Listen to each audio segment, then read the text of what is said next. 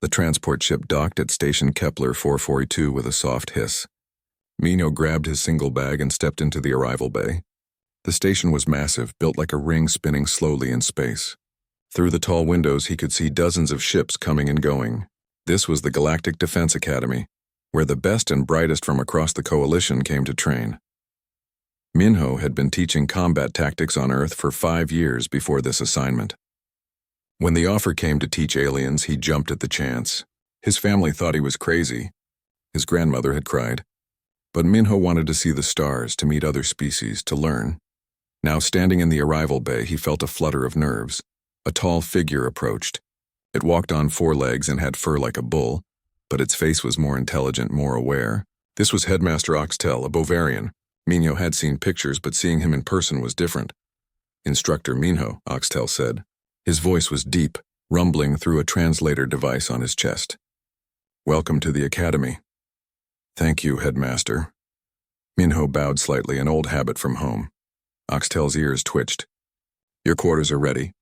Classes begin in 3 days.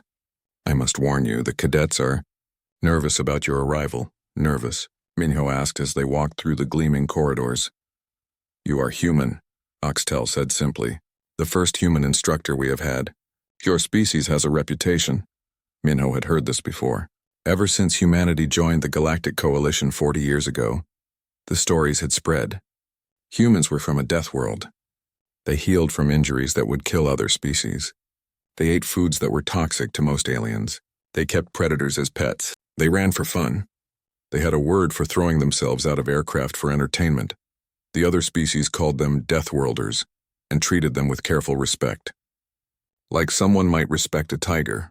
Beautiful, fascinating, but dangerous. "I am just a teacher," Minho said quietly. "Yes," Oxtel agreed, "but you are also human. That means something here." The quarters were small but comfortable. Minho unpacked his few belongings. A photo of his family back in Korea. Some books, actual paper ones. A small stone from the mountain where he grew up. He set them on the shelf and sat on the bed, looking out the window at the stars. 3 days later, Minho walked into his first classroom. 23 cadets sat at their desks, arranged in a half-circle. They represented 12 different species. Minho recognized some from his studies. The blue-scaled Threxian in the front row, the living crystal that pulsed with soft light, a silicate. 2 cat-like creatures sitting close together, felinars. Others he did not know. All of them were staring at him. Minho smiled and set down his datapad. "Good morning. I am Instructor Minho. I will be teaching combat tactics this semester." No one spoke. Several cadets leaned back in their seats. The Threxian scales rippled, changing to a darker blue. Minho had read this was a stress response. "I know I am the first human teacher here," Minho continued. "I know you have heard stories about my species. Some of them are probably true, but I am here to teach and you are here to learn. That is all that matters." One of the felinars, a female with silver fur, raised a paw slightly. "Instructor, is it true that humans hunt for sport?" Minho considered this. Some do. Some humans hunt for food. Some take photographs of animals instead. Humans are individuals like any species. "Is it true," asked the silicate, its voice like wind chimes, "that your planet has weather that can kill?" "Yes," Minho said. "We have storms, earthquakes, volcanoes. But we also have beautiful mountains, warm beaches, and forests full of life. Earth is dangerous, but it is also home." The Threxian spoke up, his voice confident despite his nervous scales. "My name is Krillax. I mean no disrespect, Instructor, but how can you teach us tactics when your species only joined the Coalition 40 years ago? We have been fighting wars for centuries. It was a fair question." Minho nodded. "You are right. Your species have more experience with space warfare. But tactics are not just about technology or experience. They are about understanding your enemy, understanding yourself, and making the right choice in the moment. These things are the same whether you fight on a planet or in space." He pulled up a hologram showing an ancient battlefield. "This is from Earth over 2,000 years ago. A small force of soldiers held a narrow pass against an army. They understood terrain. They understood their enemy. They understood sacrifice. The principles have not changed." The class continued. Minho showed them scenarios, asked questions, listened to their answers. Slowly, very slowly, the tension began to ease. The cadets still watched him carefully, but they also participated. After class, the two Felinars left together, whispering. Krillax approached Minho's desk. Instructor, I apologize if my question was rude. It was not rude, Minho said. It was honest. I prefer honesty. Krillax's scales shifted to a lighter blue. You are not what I expected. What did you expect? Something scarier, Krillax admitted. The stories say humans are aggressive, violent, unpredictable. Minho smiled sadly. We can be. But we can also be kind, gentle, and peaceful. Like I said, we are individuals. Over the next weeks, Minho settled into a routine. He taught classes, ate in the cafeteria, and explored the station. The other instructors were polite but distant. The cadets were slowly warming to him, but he could still see the caution in their eyes. He did not mind. Change took time. Trust took longer. One evening, Minho was walking through the observation deck when he heard voices. He recognized them as his students. The two Felinars and Krillax. He does not seem dangerous, one of the Felinars said. Her name was Whisker. That is what makes him dangerous, Krillax replied. Predators are most deadly when they seem calm. But he is not hunting us, said Pounce, Whisker's brother. He is teaching us. Still, Krillax said. I have watched the videos from Earth. Humans climb mountains that kill them. They sail oceans in tiny boats. They go into space in metal cans and call it fun. They are insane, Minho almost laughed. Instead, he quietly walked away. Let them talk. Let them wonder. Eventually, they would see the truth. He was just a man who wanted to teach, but 3 weeks later, everything would change. The Academy's alarm would sound. Danger would come to the station. And Minho would do something that would make the entire galaxy talk. He would smile at a predator, and the predator would smile back. The alarm woke Minho at 0400 station time. It was not the emergency alarm, just the general alert. His communicator buzzed with a message. All instructors were to report to the command center immediately. Minho dressed quickly and ran through the corridors. Other instructors were already gathering. Oxtel stood at the center of the room, looking at a holographic display. He did not look happy. We have a situation, the headmaster announced. The xenobiology labs received a shipment yesterday. Rixian stalker cubs, 6 of them, for a diplomatic breeding program. Sometime during the night, they escaped their containment. The room went silent. Minho had read about Rixian stalkers. They were apex predators from a world even harsher than Earth. Adults grew to 3 meters tall. Their claws could cut through steel. They hunted in packs and could track prey for days. How did cubs escape a secure containment? Asked one instructor, a serpentine naga. We are investigating, Oxtel said. Right now our priority is recovery. The cubs are dangerous, but they are also valuable and protected. The Rixian ambassador has forbidden us from using lethal force or even stun weapons. She says it could damage their development. So how do we catch them? The naga asked. Very carefully, Oxtel said. We have sealed off the affected sections. The cubs are in the maintenance corridors near the Arboretum. We have tracking equipment, but we need someone who can approach them safely. Minho raised his hand. I can help. Every head turned toward him. Oxtel's ears flicked forward. Instructor Minho, these are not Earth animals. They are extremely dangerous. I understand, Minho said. But I grew up tracking animals in the Korean mountains. I know how to move quietly. I know how to read animal behavior. And humans are good at not dying. A few instructors made sounds that might have been laughs. Oxtel studied Minho for a long moment. Very well. But you will wear protective gear and carry a communicator. If the situation becomes too dangerous, you will retreat. Understood? Understood. An hour later, Minho stood at the entrance to the maintenance corridors. He wore light armor, but he had refused the heavy plating. It would make too much noise. He carried a tracking device, a communicator, and a small medical kit. No weapons. The cub's signals are clustered about 200 meters ahead, said the technician monitoring the scanners. They have not moved in 20 minutes. Good, Minho said. That means they found somewhere they feel safe. Or they are setting an ambush, the technician muttered. Minho smiled. Cubs do not ambush. They hide. He stepped into the corridor. The lights were dim here, emergency lighting only. His footsteps echoed softly. Minho slowed his breathing, moving carefully. He had done this hundreds of times in the mountains back home. Looking for lost hikers, tracking injured animals. Once he had found a bear cub separated from its mother and reunited them. This was not so different. Cubs were cubs no matter what planet they came from. The tracking device beeped softly. He was getting close. Minho turned a corner and saw the entrance to a storage bay. The door was partially open. He approached slowly, listening. Soft sounds came from inside. Clicking, scraping, and a high-pitched noise that might have been whimpering. Minho pushed the door open gently. 6 pairs of eyes stared at him from the darkness. The cubs were huddled, together in the corner, surrounded by torn fabric and scattered supplies. They were bigger than Minho expected, each one the size of a large dog. Their scales shimmered in the dim light, shifting through colors. Blue, purple, red. Minho recognized these as fear colors from his reading. One of the cubs hissed, its mouth open, showing rows of sharp teeth. The others joined in, a chorus of warning sounds. In the command center, every instructor and staff member watched through Minho's helmet camera. The cadets were watching too, gathered in common rooms across the station.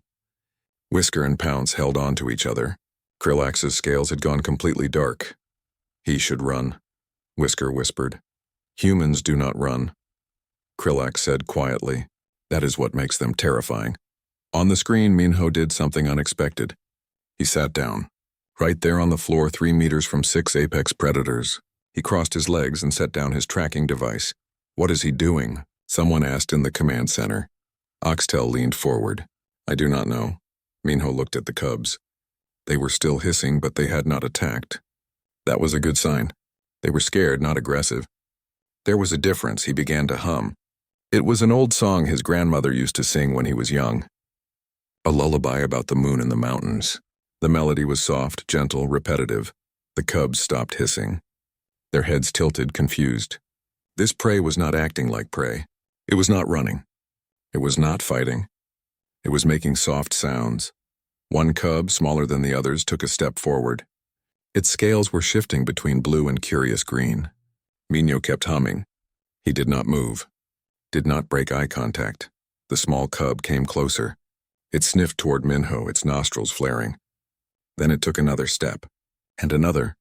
Do not move, instructor, Oxtel said through the communicator. Stay very still. Minho did not need to be told. The cub was at his feet now, sniffing his boots. Its scales were turning more green, less blue.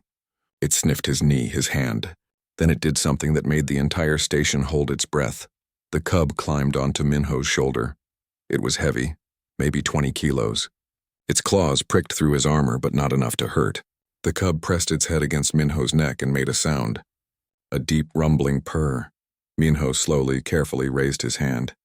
He scratched behind the cub's head ridge where the scales were softer. The purring got louder. Incredible, someone whispered in the command center. The other cubs watched. Then, one by one, they approached. Within minutes, Minho was covered in Rixian stalker cubs. They climbed on his shoulders, his lap, his arms. All of them purring. All of them calm. Minho kept humming and gently petted them. They were warm, their scales smooth under his fingers. He could feel their hearts beating fast, slowly calming down. They were just scared, he said softly into his communicator. They are babies. They did not understand where they were or why they were alone. Can you bring them back? Oxtel asked. Yes, Minho said, but I will need help carrying them. There are 6 of them. The xenobiology team arrived with special carriers. The cubs did not want to leave Minho at first, but he gently coaxed them into the carriers, still humming, still calm. The smallest one, the first to approach, kept trying to climb back onto his shoulder. This one likes you, said the head of xenobiology, a Velcorian named Shimmer. She trusts me, Minho corrected. There is a difference.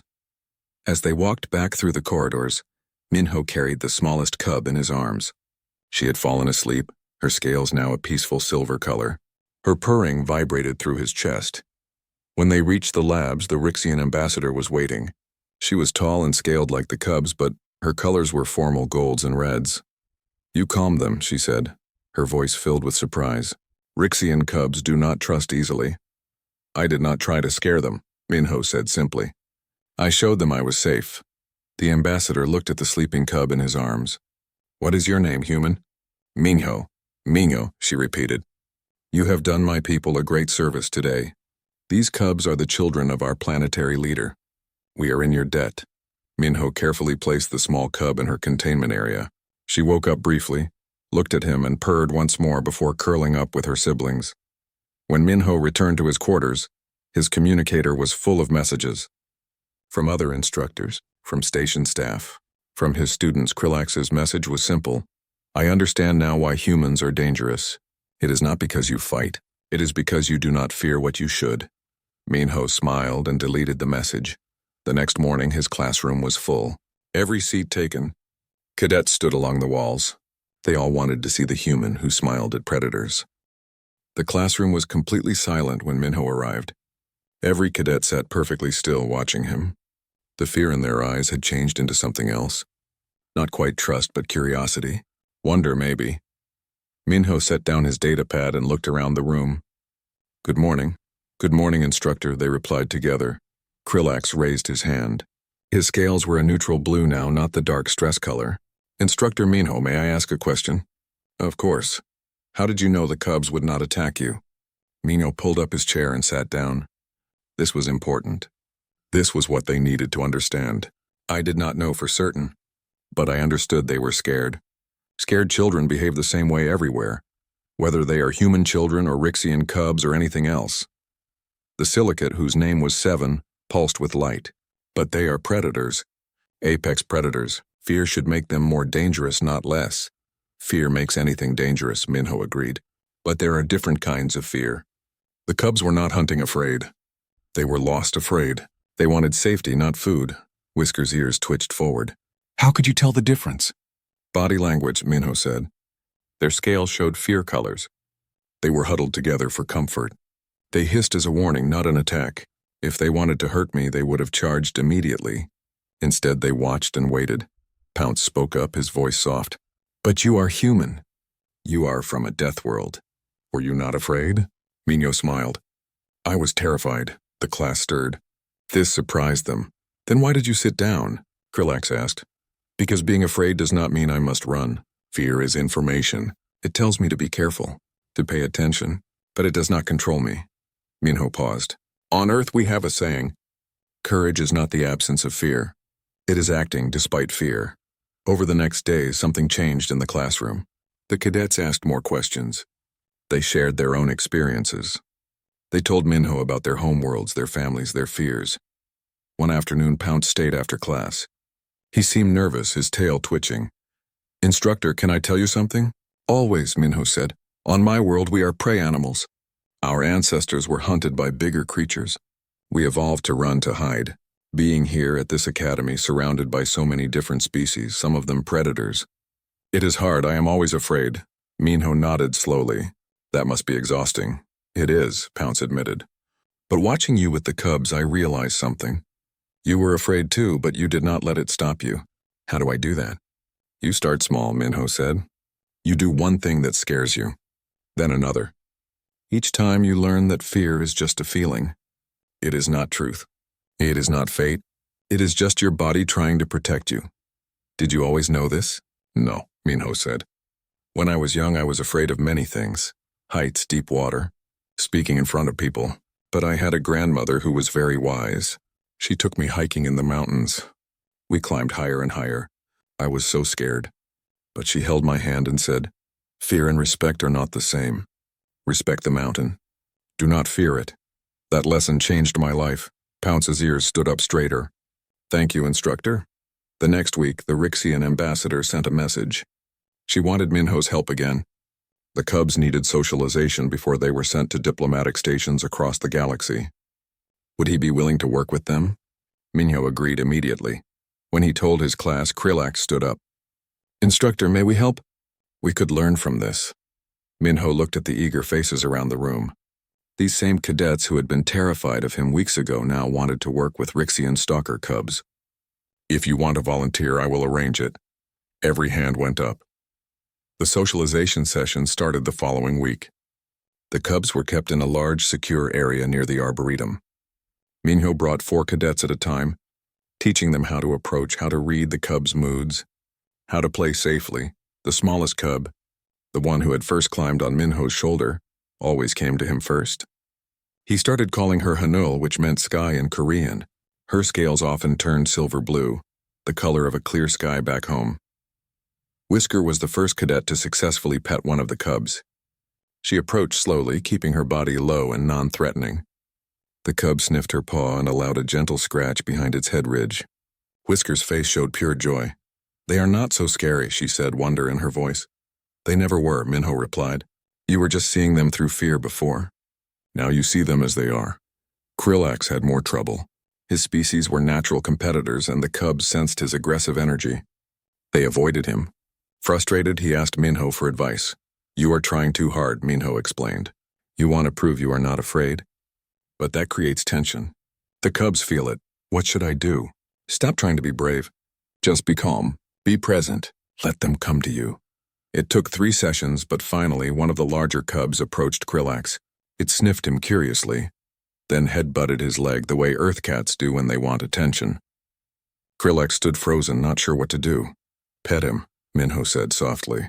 Gently, Krillax's hand trembled as he reached down. The cub purred, leaning into the touch. Krillax's scales turned the brightest blue Minho had ever seen. Joy, he had learned. That color meant pure joy. During breaks, Minho told the cadets stories about Earth, about his grandmother who raised chickens and sang to them, about his friend Day who rescued injured birds, about a woman named Yuna who swam with wild dolphins, about a man named Jinho who lived in the forest and befriended a family of foxes. On Earth, Minho explained, we have a word, pack bonding.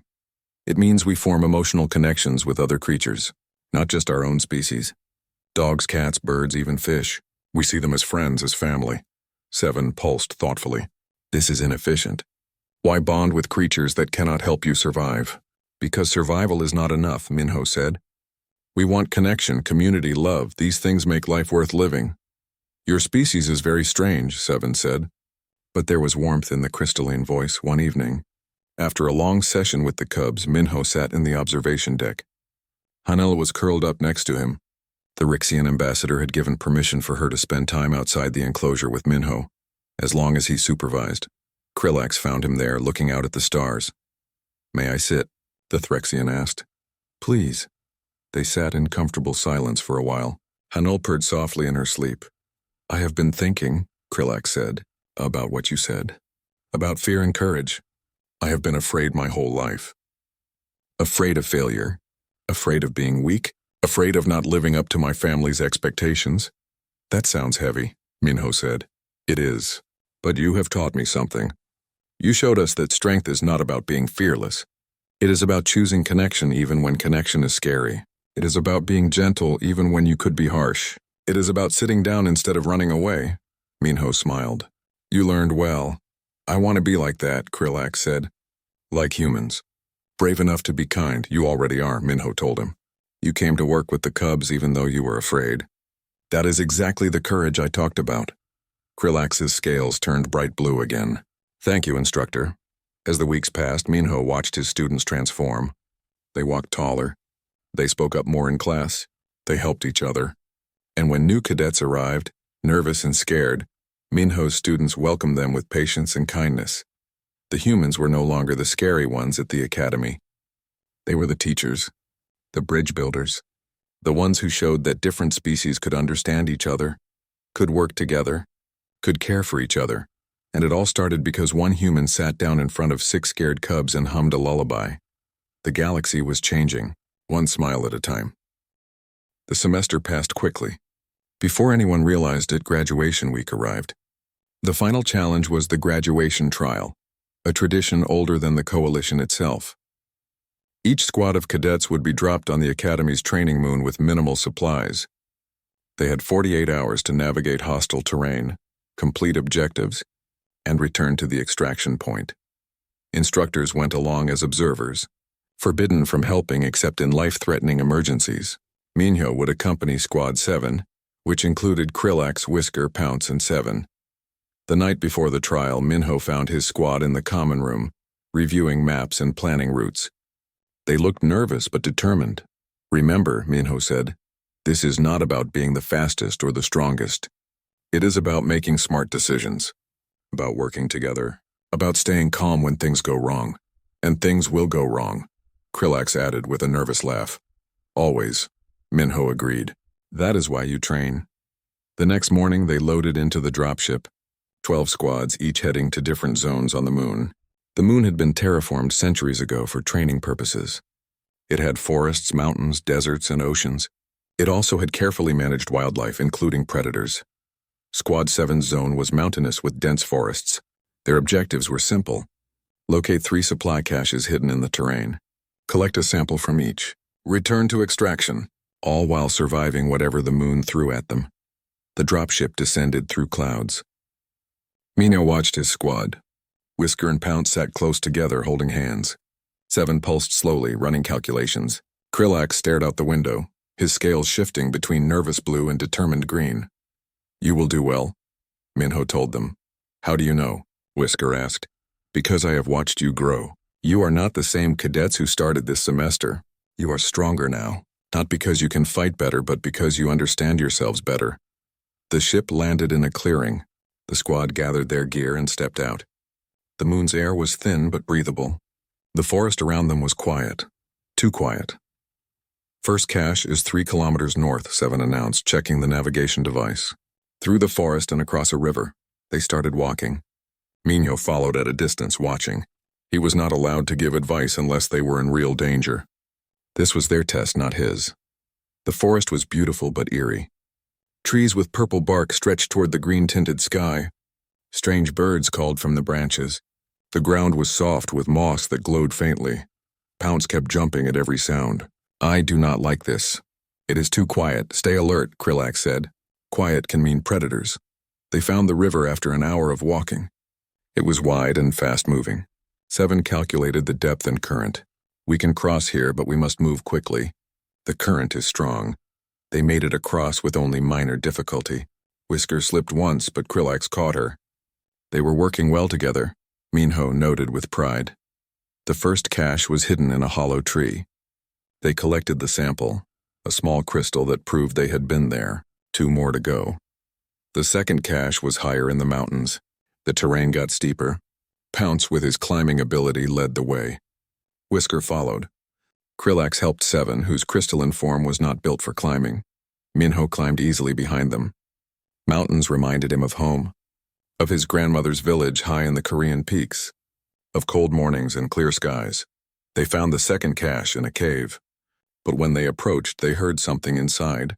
Something big moving in the darkness. The squad froze. Whisker's fur stood on end. Pounce's eyes went wide. Even Krillax's confident posture wavered. "What do we do?" Whisker whispered. 7's light dimmed, a sign of stress. "The cache is in the cave. We must retrieve it." "But something is in there," Pounce said, his voice shaking. Krillax looked back at Minho. The human instructor stood still, watching. He would not help. This was their decision. "Wait," Whisker said suddenly. "Remember the cubs. Remember what Instructor Minho taught us. We need to understand what we are facing before we react." "She is right," Krillax said. "Let's observe first." They crept closer to the cave entrance. Inside they could hear breathing. Heavy rhythmic breathing. And something else, smaller sounds, squeaking, babies. Pounce said quietly. "Whatever is in there has babies," 7 pulsed. "If it has young, it will be defensive, aggressive." "Only if we threaten it," Whisker said. She was thinking now, not just reacting. What would Instructor Minho do? "He would assess the situation," Krillax said. "He would look for signs. Body language." They watched and listened. The creature in the cave had not noticed them yet. It was focused on its young. After several minutes, a shape emerged. It was massive, with thick fur and 6 legs. Its head was wide with small eyes. It looked like a cross between a bear and a badger. A mountain grazer, 7 identified. Herbivore. Protective of young but not naturally aggressive. "The cache must be near its den," Krillax said. "We cannot take it without disturbing the creature." They considered their options. They could wait for the creature to leave. They could try to scare it away. Or they could find another route. "Look," Pounce said, pointing. "There is another entrance to the cave, smaller, on the other side." They circled around. The smaller entrance was partially hidden by rocks. Whisker was smallest and slipped through easily. The cache was just inside, away from where the creature and its young rested. She grabbed it and retreated. They did not wake the creature. They did not threaten its babies. They found another way. As they continued to the third cache, Minho smiled. They were learning. The third cache was the hardest. It was in a deep canyon. To reach it, they had to descend cliff faces and cross narrow ledges.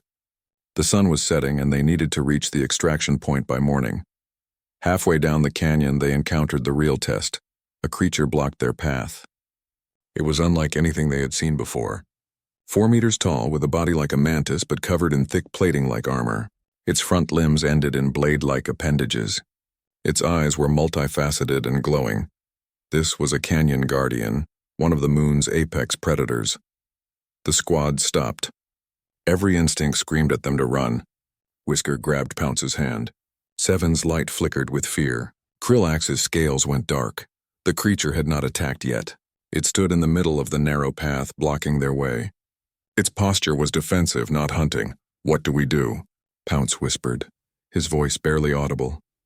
Krillax swallowed hard. "We fight?" "We die if we fight," Seven said. "That creature could kill all of us in seconds." Whisker was shaking, but she forced herself to look at the creature. "Really look at it." "Wait, look at how it is standing." "It is not hunting, it is protecting something." They looked closer. Behind the creature, partially hidden by shadows, was a den entrance. And in that entrance, they could see movement. "Small shapes, young," Pounce said. "It has young in that den. Just like the mountain grazer," Whisker said. "It is a parent protecting its children." "So what do we do?" Krillax asked. Whisker took a breath. She thought about the cubs. About Minho sitting calmly while danger approached. About choosing understanding over fear. "We show it we are not a threat. We find another path." "But the cache is down there," Seven said. "And the other paths will take hours we do not have." "Then we will be late," Whisker said firmly. "I will not threaten a parent protecting its children. Instructor Minho taught us that some things are more important than winning." Krillax looked at the creature, then at his squad, then back at Minho, who stood watching silently. The human's face showed no judgment, just patience. "Whisker is right," Krillax said. "We find another way." They backtracked and found a longer route around the canyon. It took 3 extra hours. They reached the third cache just before midnight and ran toward the extraction point. They arrived 10 minutes before the deadline, exhausted but alive. When they boarded the return ship, they saw other squads. Some had all their samples, some were missing one. One squad had needed emergency extraction after a cadet was injured. Squad 7 had all 3 samples. They had completed the trial. But more importantly, they had done it their way, with wisdom, with compassion. On the flight back, Minho finally spoke. "I am proud of you. Even though we almost did not make it?" Pounce asked. "Especially because of that," Minho said. "You made the hard choice. The right choice. That is what true warriors do." Graduation day arrived with clear skies outside the station's viewports. The ceremony hall was massive, filled with cadets, instructors, families from dozens of worlds. The air hummed with excitement and nervous energy. Minho sat with the other instructors in the front row. He wore his formal uniform, dark blue with silver insignia. Oxtel sat beside him, looking magnificent in ceremonial armor. "Your first-class graduates today," the headmaster said quietly. "How do you feel?" "Proud," Minho admitted. "And a little sad. I will miss them. They will miss you too. You have changed this academy, Instructor Minho. Changed it for the better." The ceremony began. One by one, cadets crossed the stage to receive their commissions. When Squad 7 was called, the entire hall erupted in applause. Their story had spread throughout the academy, how they chose compassion over speed, how they respected a parent protecting its young. Krillax walked across the stage first. His scales were bright green, proud and confident. Whisker and Pounce went together, holding hands. 7 pulsed with brilliant light. They all shook hands with Oxtel and received their officer pins. When the last cadet had graduated, Oxtel took the stage for the final speech. "Today we celebrate not just your achievements, but your growth. You came here as individuals from different worlds. You leave as officers of the Coalition, united in purpose." He paused, his gaze sweeping across the hall. "This year we learned important lessons. We learned that strength comes in many forms. That courage is not the absence of fear, but action despite fear. That the most dangerous species in the galaxy might also be the most compassionate." Minho felt eyes turning toward him. He kept his face neutral, but inside he felt warm. "We learned these lessons from Instructor Minho, our first human teacher. But more importantly, we learned them from his students who took his teachings and made them their own. who showed us that wisdom is choosing understanding over violence, patience over haste, life over victory. The hall applauded. Krillix stood and began clapping harder. Soon all of Squad 7 was standing, then the other cadets who had worked with the Rixian cubs, then more and more until the entire hall was on their feet. Minho stood and bowed, a gesture from his home. The applause grew louder. After the ceremony, there was a reception. Families mingled with cadets. Instructors shared stories and gave advice. Minho stood near the windows watching the stars when he heard familiar voices. "Instructor Minho." It was Whisker, with Pounce right behind her. "We wanted to thank you." "You do not need to thank me," Minho said. "You did the hard work." "But you showed us how," Pounce said. "You showed us that being afraid is okay, that being kind is not weakness, that understanding is stronger than fighting." Krillax joined them, with 7 floating alongside. "I have my assignment," the Threxian said, his scales bright with excitement. "I will be serving on a diplomatic vessel, working with first contact teams." "That is perfect for you," Minho said. "You will do well." "I hope to teach others what you taught me," Krillax said. "That the galaxy is full of individuals, not just species. That everyone deserves understanding," 7 pulsed softly. "I have calculated the probability of our paths crossing again. It is low. But I want you to know that you have altered my fundamental programming. I now include emotional context in my decisions." "This is inefficient but valuable," Minho laughed. "I think that is the best compliment I have ever received." They talked for a while longer, sharing memories and making promises to stay in touch. When they finally said goodbye, Minho felt that bittersweet ache that comes from watching students leave. He had taught them. They had taught him. Now they would go on to teach others. Later that evening, Minho was packing his few belongings when his door chimed. He opened it to find the Rixian ambassador standing in the corridor. Beside her was Hanul, now almost full-grown, her scales shimmering silver blue. "Ambassador," Minho said, surprised. "Please come in." "I cannot stay long," she said. "But I wanted to speak with you before you hear it officially. The Coalition Council has approved a new position, Cultural Integration Specialist. The job is to travel to different worlds, different stations, helping species understand each other." "That sounds important," Minho said. "We want you to take it," the ambassador said. "You have proven you can bridge gaps between species. You can teach others to see past fear to understanding. The galaxy needs this. Needs you." Minho looked out his window at the stars. He had only planned to teach for 1 year, then return to Earth.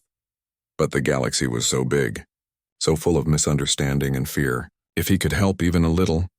"I accept," he said. The ambassador's scales shifted to pleased gold. "Excellent. And there is one more thing. Hanel has bonded with you. Rixian stalkers mate for life, and while she is not your mate, she has chosen you as her family. If you will have her, she will accompany you." Minho looked at Hanul. The creature that had once been a scared cub was now powerful and magnificent. She looked back at him with intelligent eyes and purred softly. "I would be honored," Minho said. Hanul walked over and pressed her head against his chest. Her purr vibrated through him like distant thunder. After the ambassador left, Minho sat with Hanul, looking out at the stars. His communicator buzzed with messages. From his family on Earth, from Oxtel, from his students old and new. One message was from his grandmother. He opened it and her face appeared on the screen. She looked older, but her eyes were still sharp and kind. "My grandson," she said in Korean. "I saw the ceremony broadcast. I saw how those young people looked at you, with respect and love. You have done what I always hoped. You have shown them that kindness is not weakness, that understanding is not surrender, that the human heart is big enough to hold the whole galaxy." She smiled, the same smile she had given him on that mountain so many years ago. "I am proud of you, Minho. Your grandfather would be proud too. Keep teaching them. Keep showing them what it means to be human." The message ended. Minho wiped his eyes and looked down at Hanil. "What do you think? Should we keep teaching them?" Hanil purred and settled at his feet. Minho smiled and pulled up his new assignment details. His first destination was a colony world on the edge of Coalition space. Humans had just made contact with a species there, a species that was afraid of the Deathworlders. His job was to show them, like he had shown the cadets, that humans were not monsters. They were just people. People who climbed mountains and sang lullabies. People who befriended predators and smiled at danger. People who chose connection over fear, every single time. The next morning, Minho walked through the academy one last time. He passed the classrooms where he had taught, the arboretum where the cubs had first escaped, the observation deck where he had talked with students. In the main corridor, he found a crowd gathered around something. He pushed through to see what they were looking at. It was a plaque newly installed on the wall. It read, "In honor of Instructor Minho, who taught us that the greatest strength is not the ability to fight, but the courage to understand. May all who pass through these halls remember, wisdom begins when fear ends." Below the words was an image captured from the security footage, Minho sitting calmly while a Rixian stalker cub climbed onto his shoulder. The moment that had changed everything. Cadets stopped to read it as they passed. Some smiled. Some nodded. All of them understood. Minho touched the plaque gently, then continued walking.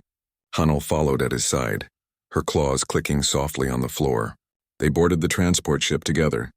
As the station grew smaller behind them, Minho thought about the future. How many more species needed to learn this lesson? How many more scared children, alien or otherwise, needed someone to sit calmly and hum a lullaby? How many more walls needed to come down? He did not know. But he was ready to try. The galaxy was big and full of fear, but it was also full of possibility. Full of individuals waiting to be understood, full of connections waiting to be made. And somewhere out there on a dozen different worlds, cadets who had once been afraid of humans were now telling stories. Stories about the human who smiled at predators. About the teacher who showed them that kindness was strength. About the day a cub climbed onto a human shoulder. And everything changed. One story at a time. The galaxy was learning, one smile at a time. The fear was fading. And it all started because one human sat down in front of danger and chose to understand instead of run. Chose to connect instead of fight. Chose to be gentle in a universe that expected violence. That was the human way. That was Minho's way. And now it was becoming the galaxy's way too. The ship jumped to hyperspace, carrying Minho and Hanul toward new worlds and new lessons. Behind them, the academy grew smaller. Ahead of them, the future grew brighter. And somewhere in the Korean mountains back on Earth, an old grandmother smiled and whispered to the wind, "That's my boy," showing them all what humans are really made of. Not fear, not violence, not aggression, but love, understanding, and the courage to smile at what scares us most. That was humanity's greatest gift to the galaxy, and the galaxy was finally ready to receive it.